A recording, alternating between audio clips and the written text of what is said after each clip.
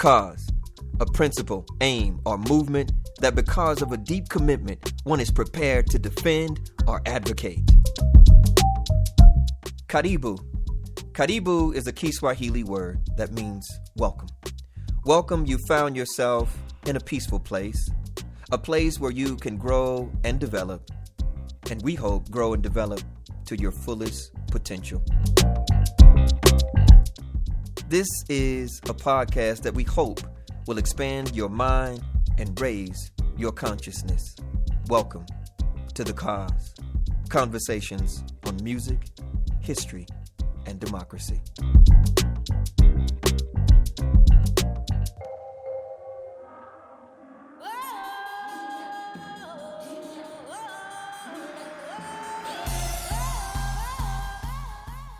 Applying the term rock and roll to what he played, a phrase that often appeared in black music as a euphemism for having sex, legendary white disc jockey Alan Freed tried, with some initial success, to disguise the blackness of the music. In the 1950s, rhythm and blues, like the term Negro, meant blacks. Calling it rock and roll didn't fool everybody, as Freed ultimately found out. But it definitely dulled the racial identification and made the young white consumers of Cold War America feel more comfortable. If rhythm and blues was ghetto music, rock and roll, at least in name, was perceived to be universal music. That term made it acceptable for whites to play the music, removing the aura of inaccessibility. This is not to downplay the impact white covers of black material had on white teens and their attitude toward the music, but the term rock and roll, perhaps the perfect emblem of white Negroism, was in itself powerful enough to create a sensibility of its own. Nelson George, The Death of Rhythm and Blues.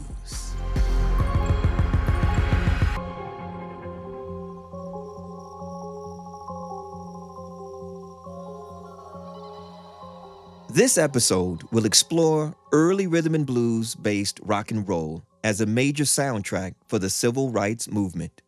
In particular, it will critically treat rhythm and blues as it evolved into rock and roll, and then rock and roll's emphasis on desegregation, integration, and youth activism.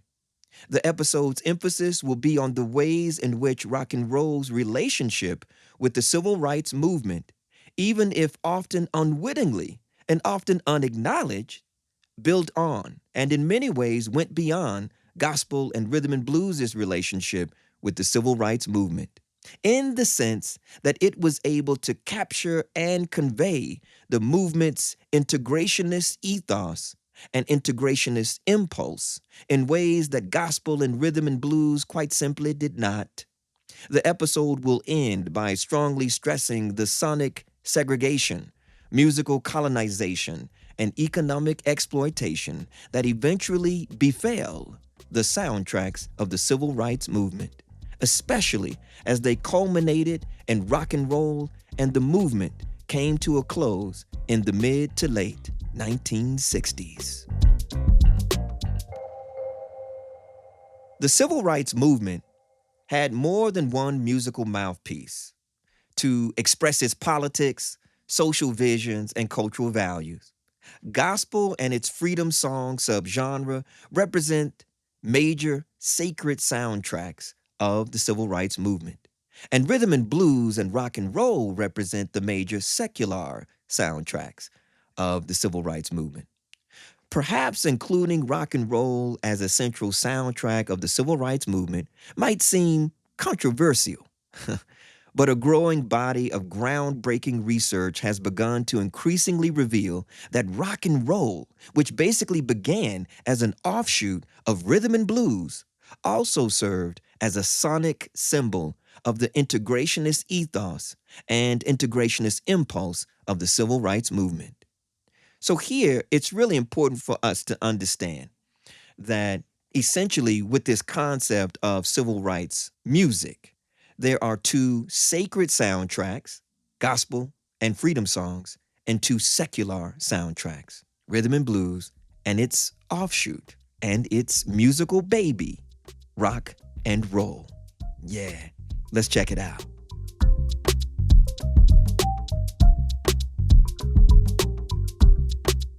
During the same epoch that African Americans began to physically defy social segregation via the civil rights movement, their popular music began to musically defy sonic segregation via rhythm and blues, and later its mostly black music derived aureole offshoot, rock and roll.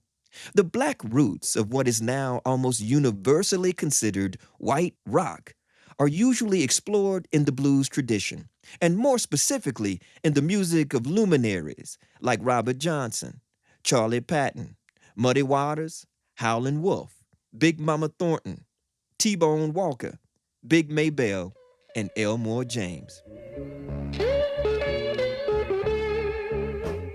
However, even as the black roots of rock and roll are acknowledged via the blues tradition, the early African American rock and rollers who not only electrified and amplified the blues, but also innovatively synthesized it with gospel, jazz, jump blues, doo-wop, rhythm and blues, and country and western to birth rock and roll are at best marginalized or, at worst, altogether erased from rock history at the very moment they should be up front and at the center of the discussion.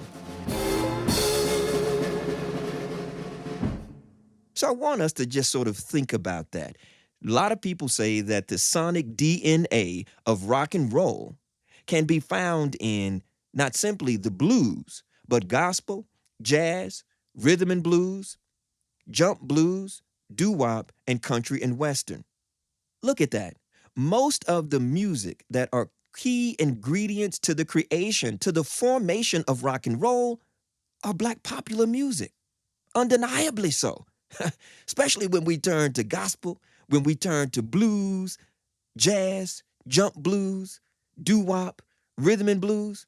Only country and western would be considered perhaps a non-black music tradition. And I question whether some of these people have heard that good old Charlie Pride, or what about the Ray Charles country and western albums? And I won't bring up the new Beyonce Cowboy Carter. Mm, mm, mm. Revisionist histories of rock and roll and its aftermath, classic rock, parallel revisionist histories of the civil rights movement that either erase or attribute the contributions of local grassroots civil rights foot soldiers, mostly female, to noted high-profile, mostly male, national civil rights leaders. Which is to say, revisionist histories of rock and roll frequently either erase or attribute the contributions of the unsung singing civil rights soldiers, whether gospel, freedom song, or rhythm and blues singer-songwriters, to now famous white male rockabilly and rock and rollers, such as Bill Haley, Elvis Presley, Johnny Cash, Carl Perkins, Jerry Lee Lewis, Buddy Holly, Roy Orbison, the Everly Brothers, Ricky Nelson, Jerry Reed, Scotty Moore, Tommy Sands, Jimmy Bowen, Charlie Gracie, Johnny Burnett, Paul Burleson, Billy Adams, Ronnie Dawson, Gene Summers, and Eddie Cochran. There simply is no way to get around the historical fact that just as racial segregation and economic exploitation were key issues in the civil rights movement, they were also, however clandestinely, significant issues in each of the major soundtracks of the civil rights movement, including the often shrouded origins and early evolution of rock and roll. In fact, as we begin our discussion of rock and roll as one of the central soundtracks of the civil rights movement, it is important to bear in mind not merely American history broadly conceived, but more specifically American musical history. So here, in essence, this concept of civil rights music, I'm basically telling the story of the civil rights movement through its songs. It's a novel way to teach American history and some lessons in American democracy by teaching the story, the awesome, dramatic, powerful story of the civil rights movement through its songs, through its singers, through its singing leaders. I mean, it was a singing movement and it included rock and roll. Check this out. The history of popular music in the United States, at least in the 20th century, can be characterized in terms of an incessant pattern of black invention and white imitation, black innovation and white popularization. Popularization. Hence, we should be careful here to turn ample attention to the black pioneers of rock and roll before we focus on the white popularizers of rock and roll. Because the black pioneers slash white popularizers paradigm speaks volumes about the ways in which the rules and regulations of social segregation ran parallel with and undeniably dictated the rules and regulations of sonic segregation.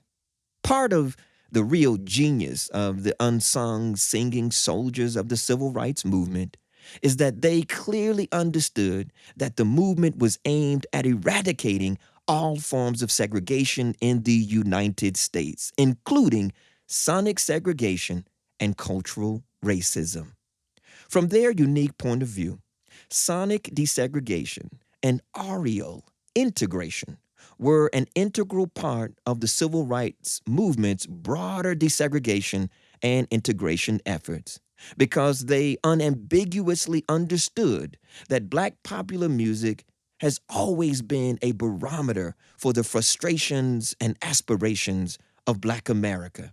In addition, the unsung singing soldiers of the civil rights movement clearly comprehend that we can implicitly sing what we cannot explicitly say, and that white folk and the wider world has had a historical tendency to simultaneously and almost schizophrenically accept black music but reject black people.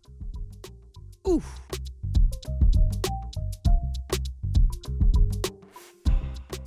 Obviously, a major frustration of black America during the civil rights movement era was segregation, and a major aspiration was desegregation and integration. African Americans had aspirations to desegregate and integrate the American music industry and the pop charts just as much as they had aspirations to desegregate and integrate the government, the military, schools, public transportation, hotels, theaters, parks, and restaurants. Keeping this in mind, we can come to conceive of rock and roll from the point of view of the unsung singing soldiers of the civil rights movement, not simply from the point of view of early white rock and roll youth, as black music aimed at desegregating and integrating the American music industry and the pop charts, or more accurately, crossover rhythm and blues. That is to say, rhythm and blues created for the specific purpose of crossing over to the pop charts, white suburban youth, and thereby the wider world of white America. Now, I just want y'all to think about that. Rock and roll, basically as kind of like a Trojan horse, to go back to that idiom, where you send that out into the suburbs. You're almost smuggling black popular culture into the homes of suburban America in the 1950s and the 1960s, and you sort of repackage it, you reframe it, instead of calling it rhythm and blues because that's associated with black people and the ghetto. You call it rock and roll, and that becomes associated with white people and the suburbs. This is musical genius. Consequently, prior to rhythm and blues evolving into rock and roll, black music very rarely crossed over into the white world on its own terms. As a matter of fact, the peculiar, prickly practices and mechanisms that have historically upheld and institutionalized the separate and unequal status of black popular music and musicians has indeed transmuted since the emergence of rhythm and blues, but yet remains firmly entrenched in the 21st century American music industry. In order to critically understand rhythm and blues' evolution into rock and roll, we need to seriously consider the fact that African American musicians' success or failure has always hinged on more than merely musical talent and a pop chart friendly, memorable melody. The relative success or failure of any African American artist is simultaneously musical and extra musical, and primarily predicated on a number of variables that range from personal preference and individual taste to black population migrations, the scarcity of bare necessities, incessant underemployment, economic depressions, recurring economic recessions, technological innovations, exclusionary corporate configurations, organizational memberships, and government investigations. I'm keeping it real. In contending with all of these factors and the ways in which they were heightened in the period immediately after the end of World War II, a branch of rhythm and blues evolved into a pop chart friendly form of rhythm and blues that came to be called, wait for it, rock and roll. The major point here I wish to drive home is that rhythm and blues, as it evolved into rock and roll, was influenced by the prevailing socioeconomic and political climate at the moment of its emergence, in much the same manner that African Americans' enslavement led to the invention of the spirituals, and the innumerable betrayals of the Reconstruction era led to the birth of the blues. Sociology of music, sociology of black music. This means then that the origins and early evolution of rock and roll, however surreptitiously, inherited many of the both musical and extra musical elements of rhythm and blues. And no amount of revisionist whitewashing can change this simple fact into fiction. Whether the mostly white male rock historians are willing to concede it or not, it should be stated in the clearest and most unconvoluted terms we can find.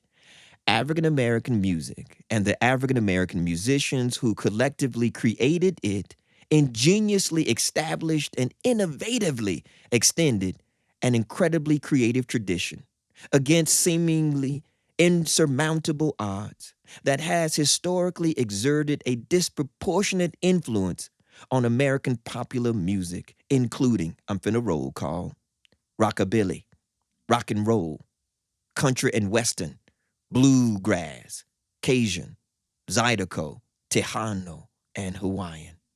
Mm, mm, mm.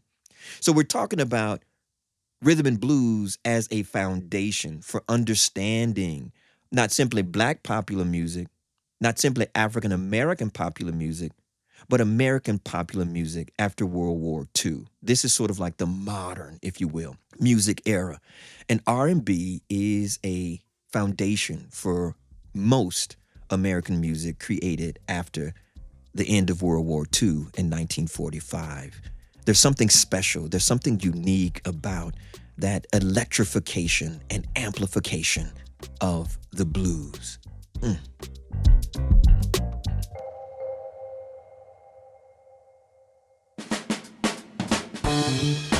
Are you ready to dive deep into the rich histories, cultures, and arts of Africa and the African diaspora?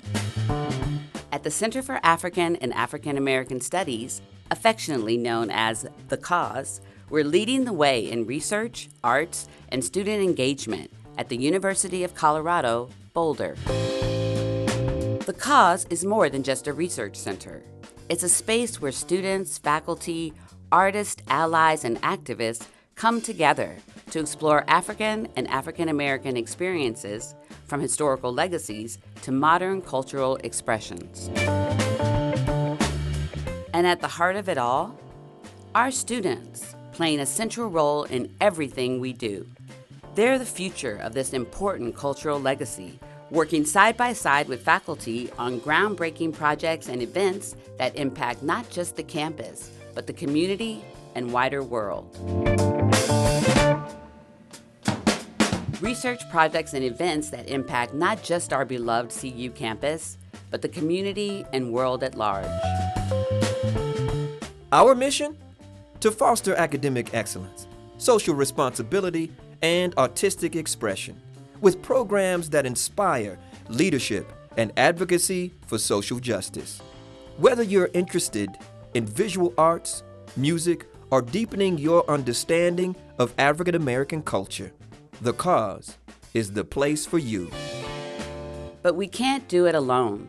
The Cause relies on the generous support of our community to continue making a difference. By giving to the Center for African and African American Studies, you help us expand research, create opportunities for artists, support our students, and drive meaningful social change.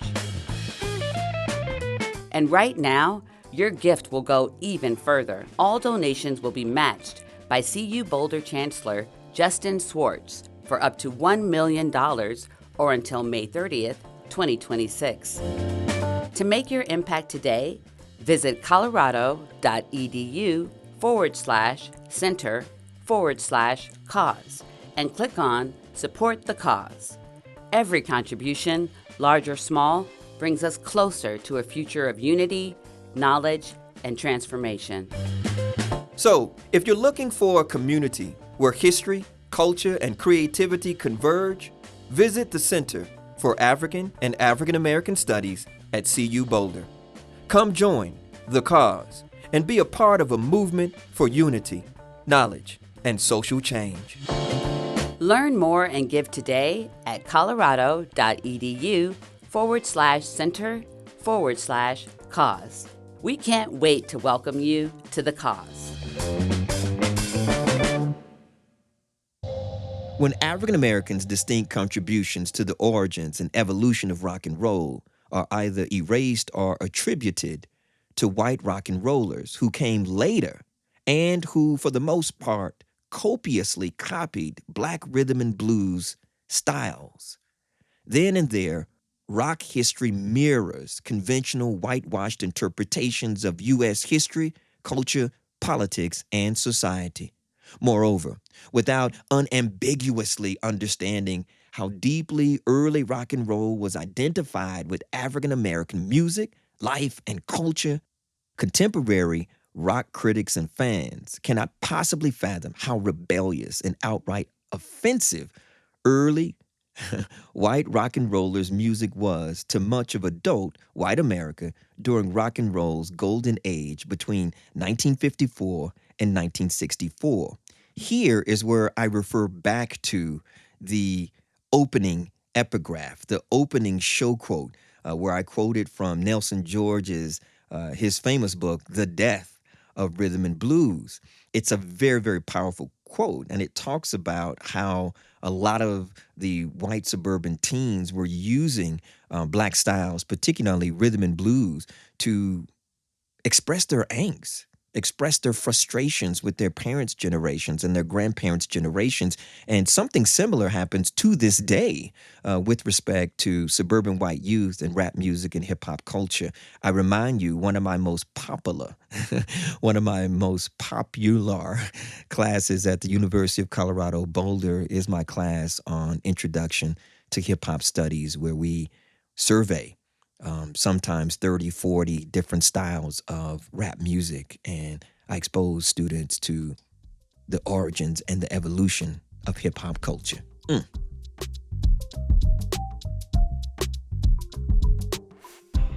When and where we are willing to acknowledge that the civil rights movement actually had multiple major soundtracks: gospel, rhythm and blues, and rock and roll, then and there, it more clearly emerges as an ideal site to explore the multiple messages of the we can implicitly sing what we cannot explicitly say aesthetic of the movement.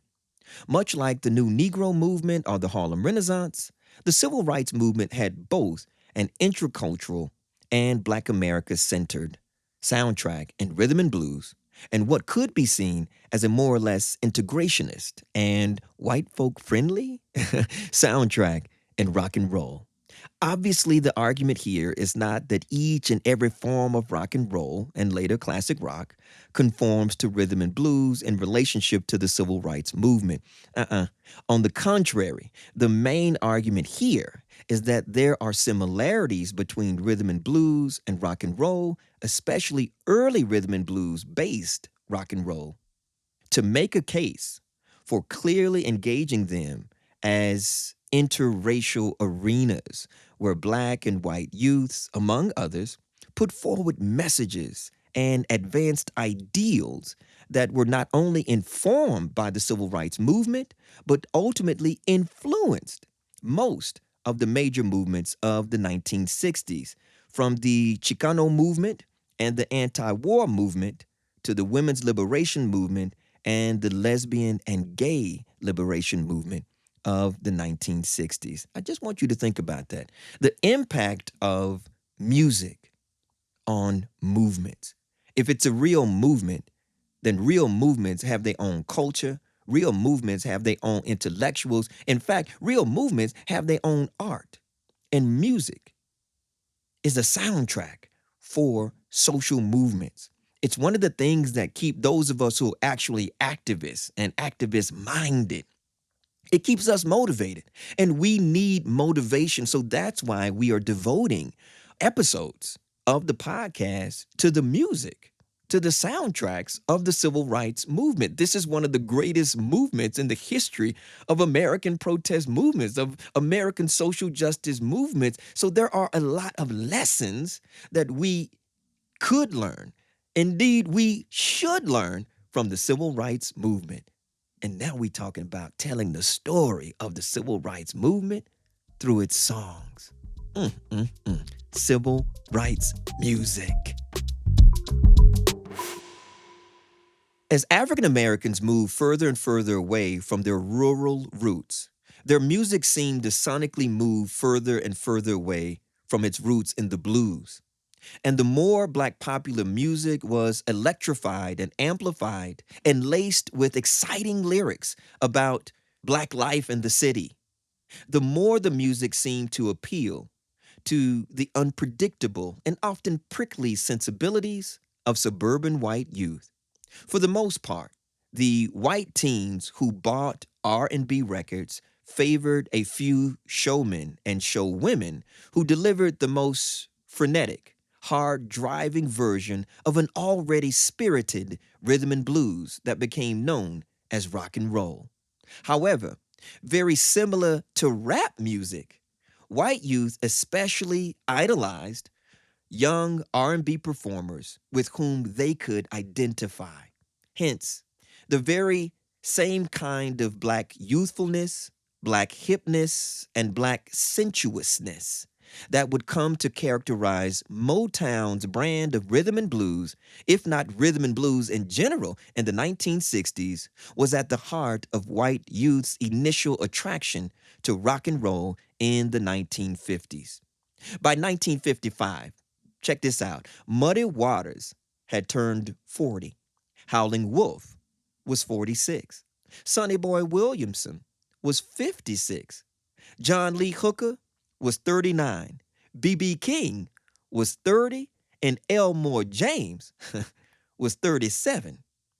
Even though each of the aforementioned obviously pioneered and laid the musical foundation for what is now known as rock and roll, it was a later group of much younger African American performers who actually popularized and further developed the new, more frenetic and hard-driving version of rhythm and blues that morphed into rock and roll. A short list of the young African American rock and rollers who white youth strongly identified with in the 1950s should surely include, and here goes one of Rabaka's roll calls, Chuck Berry, Bo Diddley, Peggy Jones, who was also known as the Lady Bo, Fats Domino, Little Richard, Lloyd Price, Big Mama Thornton, Ike Turner, Tina Turner, Larry Williams, Etta James, one of my favorites, Screaming Jay Hawkins, Ruth Brown, Hank Ballard and the Midnighters, Chubby Checker, Laverne Baker, the Coasters, the Drifters, the Platters, the Chantels, the Chords, the Crystals, the Five Satins, the Flamingos, the Chiffons, the Penguins, the Ronettes, the Shirelles, and Frankie Lyman and the Teenagers. We talking about music up in here today. Music coupled with a movement. As rhythm and blues via rock and roll began to increasingly reflect the integrationist impulse of the civil rights movement, white youth moved from mere rock and roll listeners to undeniable rock and roll innovators and icons. Buddy Haley, Elvis Presley, Jerry Lee Lewis, Wanda Jackson, Buddy Holly, Carl Perkins, Roy Orbison, Gail Storm, Ricky Nelson, Gene Vincent, the Chordettes, and the Teen Queens were among the white youth who crossed the color line and helped to musically desegregate the American music industry in the 1950s. Elvis Presley. Oh, come on, y'all. Listen to me. Elvis Presley, perhaps the most noted of the first wave of white rock and rollers, openly exclaimed in a 1956 interview with Case Gary in the Charlotte Observer. Now, this is Elvis Presley. I'm quoting, quote, colored folks been singing and playing it, rock and roll, just like I'm doing now, man, for more years than I know. They played it like this in the shanty towns and in their juke joints, and nobody paid it no mind until I goosed it up. I got it from them, unquote. Now that's Elvis Presley. I just dropped the mic.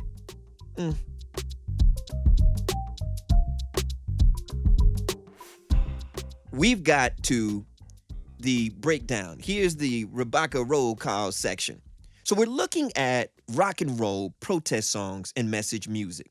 I want to be very clear. So we're not talking about each and every song because there was a lot of cool little ditties. We are talking about those rhythm and blues based rock and roll songs that simultaneously served as protest songs and message music. So this is music with multiple meanings and culturally coded messages. So first point I want you to get on the breakdown today. This is our rock and roll breakdown. I'm doing it. Come on. Rock and roll served as a sonic symbol of the integrationist ethos and integrationist impulse of the civil rights movement. So when I say integrationist ethos, that just means the integrationist agenda, integrationist culture of the civil rights movement. And I want you to go sort of reframe your understanding of the origins and the evolution of rock and roll. It's going to be really important here to sort of think about some of this music. And I have a curated playlist that we've got it lined up and ready to go for you. All you got to do is press play and you're going to hear these songs with the multiple meanings and these culturally coded messages. Right? Really, really important. Next point. It is important to turn ample attention to the Black pioneers of rock and roll before we focus on the white popularizers of rock and roll. I'm fixing to go ahead and come on down here to the playlist. If you want to know, I'm going to give you some concrete examples since I'm a professor. Class is in session. Y'all come on, get your lesson. You've got to go back to a jump blues song called Caledonia by Louis Jordan. You've got to go and listen to Ike Turner's Rocket 88. Some people argue that this is the first rock and roll song, Ike Turner's Rocket 88. And then what about the king and queen of rock and roll, my beloved, Little Richard? If you want to hear the origins of rock and roll, go and listen to Little Richard's Tutti Frutti.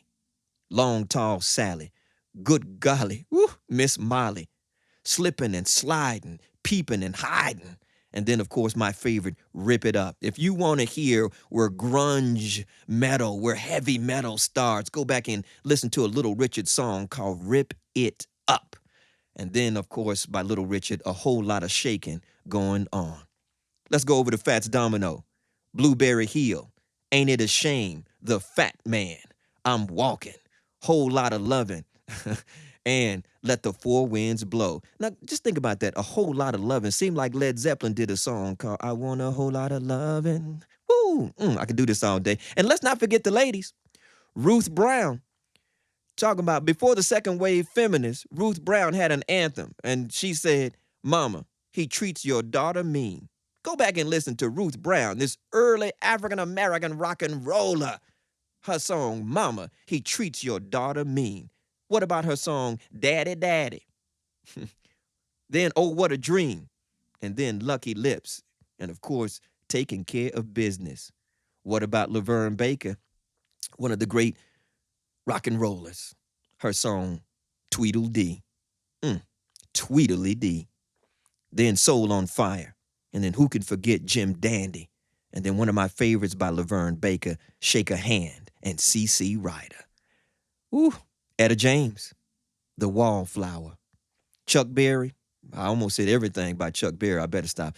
Chuck Berry, Maybelline, Brown-Eyed Handsome Man, Roll Over Beethoven. Now, tell me that's not a critique of the sensibilities of the American music industry. Chuck Berry's song, Roll Over Beethoven. Oh, Lord. Then Chuck Berry, School Days. And then, of course, it was John Lennon who said that rock and roll wouldn't even have a name if it wasn't for Chuck Berry. Go back and listen to Chuck Berry's song called Rock and Roll Music. And how can we forget Chuck Berry's Johnny Be Good? What about his song Back in the USA? These are culturally coded messages, not simply to the black civil rights youth, but also many of our allies in the suburbs of the 1950s and 1960s. Then we can go to Bo Diddley. He got a song called Bo Diddley. He got another one called Road Runner, and another one called Hush Your Mouth. And then another one, it doubled as a love song and a protest song, Bo Diddley's song, You Don't Love Me, You Don't Care. What was he saying to America? You don't love me, you don't care. Bo Diddley got a song called Cadillac. Another one called Before You Accuse Me, Take a Look at Yourself. This is Bo Diddley. I'm telling you, codes in the music. We can go from Bo Diddley to the Clovers. Don't You Know I Love You? Billy Ward and the Dominoes. Have mercy, baby. I could do this all day, but you know what? Check out our playlist. There's so much going on there. We got a curated playlist for you. And as we do on this podcast, the Cause podcast, one of our great causes is poetry. We feel like we can break down or encapsulate a lot of what's in these thick scholarly books, what's going on in the world. We feel like we can really sort of break it down poetically. And so here is the rock and roll poetic pause for the cause. I got a brand new piece here today. It is called Rock and Roll, Black Heart and Black Soul. From honking saxophones and screeching guitars to juke joints, the chitlin circuit, and dive bars, what started as rock and roll has gone and come so far. Big Mama Thornton singing about hound dogs, and Clarence Henry singing about frogs and dogs. We couldn't sing about what was really happening during the early days of our freedom movement, so we put hidden messages in our music. We resisted by rocking and rolling. We ducked and dodged and created a cultural war and a musical mirage. We sing what we cannot say. The world will listen to us when we sing what we cannot say. It is like a superpower for our people, singing. There is something about the black voice, whether laughing or crying, or Trayvon Martin, Eric Gardner, and George Floyd, the black voice dying. That sound, that suffering black sound, that sorrowful black sound, we inverted it. Instead of sorrow, we make it sound like celebration. And I can hear Jimi Hendrix at Woodstock playing the Star-Spangled Banner and Machine Gun, PTSD and drug addiction, the aftermath of fighting in Vietnam. Blessed are the peacemakers, for they will be called children of God. The children of God, God's children, God's rock and roll children. Sister Rosetta Tharpe, can you hear them? What about Ruth Brown and Laverne Baker and the multiple meanings in the words they sang? From songs like Mama, He Treats Your Daughter Mean and Soul on Fire, to taking care of business and shake a hand. Rocking and rolling and shucking and jiving and shaking hands all across the land. Ha! Hiding our hurt in what sounds like happiness. Even the phrase rock and roll began as a metaphor for black heart and black soul. Cultural memory is at the heart of black music. Many listen to the music, but they do not hear what is being said in the music. The revelations of black music. They used hound dogs to catch our enslaved ancestors when they would run away from the plantations. So Big Mama Thornton sang about hound dogs. Many ancestors who were treacherously transported on slave ships drowned when they jumped overboard. So in the 1960s, we developed a dance called the swim. No more drowning, we swimming. In fact, we created a lot of dances to accompany our rocking and rolling. Dancing was often a metaphor for marching, for sitting in, for freedom riding. No more plantation dancing. Now we freedom dancing. We dancing, we doing the twist, the monkey, the jerk, the pony, the Watusi, the mashed potato, the duck walk, the camel walk, the funky chicken, the swim, and the dog. We did a dance called the dog when they sicked police dogs on us, bitten and beaten with billy clubs, mangled and manhandled, unjust law enforcement.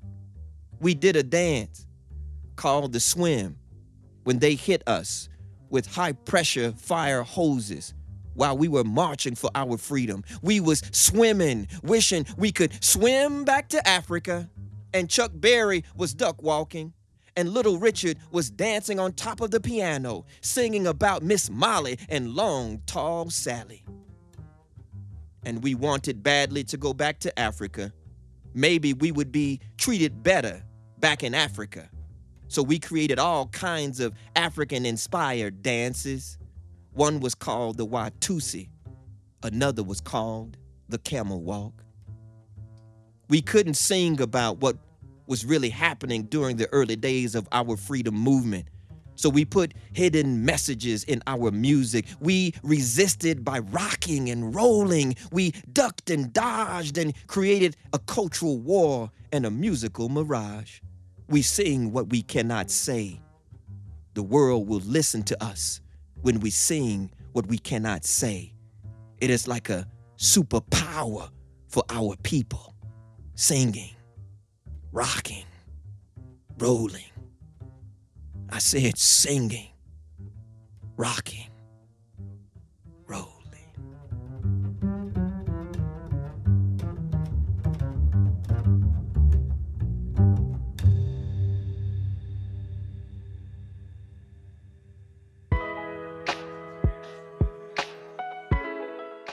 All right, y'all. Once again, thank you so much for listening. We have reached the end of this episode of the Cause Podcast. We have had an incredible journey.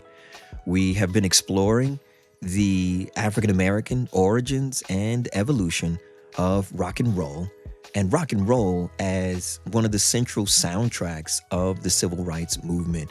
Rock and roll as a metaphor for desegregation, not only desegregating American society, but desegregating the American music industry. We hope that you will join us in this conversation. This is a dialogue podcast. This is not a monologue. This is a dialogue podcast. And throughout it, I hope that you have heard, I conceive of myself as being in dialogue with folks like Big Mama Thornton and Chuck Berry and Bo Diddley and Ruth Brown and Laverne Baker. So just like I'm in dialogue with all of these iconic, classic, rhythm and blues based rock and rollers, I'm also in dialogue with you. And I want to hear from you. We want to hear from you.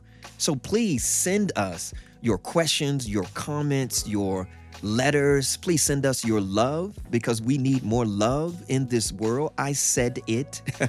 We need more love in this world. And you can reach us at thecause@gmail.com. I'm going to spell it out for you. That is THECAAAS@gmail.com. And so here, to formally close out, let me share this with you. In a sense, as rock and roll evolved into classic rock, the classic rock of the late 1960s through to the late 1970s, generation after generation of white youth embraced and often innovatively continued to evolve a form of music that not only has its origins in Black popular music, especially classic rhythm and blues, but also in the integrationist culture and the integrationist impulse of arguably the most renowned Black popular movement of the 20th century, the Civil Rights Movement. However, because rock was so severely colonized, depoliticized, and whitewashed, because it came to be viewed as the almost exclusive property of white male rock gods, rock, however covertly, continues the sonic segregation, musical colonization, and economic exploitation we have been discussing throughout this episode. Moreover, for the most part, African Americans remain marginalized in rock.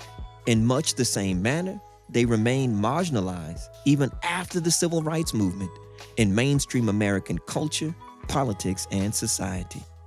In the final analysis and in conclusion, what was once a kind of secret metaphor has become instead just another symbol of whiteness and suburbanness, negating the multiracial and multicultural roots, the multi-genre roots of rock. Obviously, this is very sad, but if we place our feelings aside, we must concede that it is also very true. However, what is also equally true is the simple fact that right alongside the obviously important work of the most famous figures of the Civil Rights Movement sits the incredible contributions of the unsung, singing rock and roll soldiers of the Civil Rights Movement. I said it, the rock and roll soldiers of the Civil Rights Movement, both Black and white, young and old, the rock and roll soldiers of the Civil Rights Movement. So I hope that you all will take this episode as a tribute to those rock and roll soldiers of the Civil Rights Movement. I gotta get out of here. Y'all take care. And please listen to the playlist and check out the bibliography in our show notes. There is much to learn about the rock and roll soldiers of the Civil Rights Movement. Peace.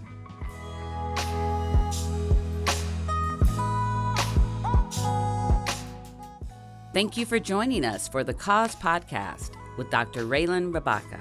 If you'd like to contact Dr. Rabaka or the Center for African and African American Studies, email cause, CAAAS, @colorado.edu. For your letters, questions, and suggestions regarding the podcast, email us, thecause@gmail.com, CAAAS. We may even read your letter on the air. The Cause Podcast with Dr. Reiland Rabaka is produced and edited by John Arnold, and is a production of the Center for African and African American Studies, The Cause, at the University of Colorado Boulder. For more information, visit us online at colorado.edu/center/cause, CAAAS.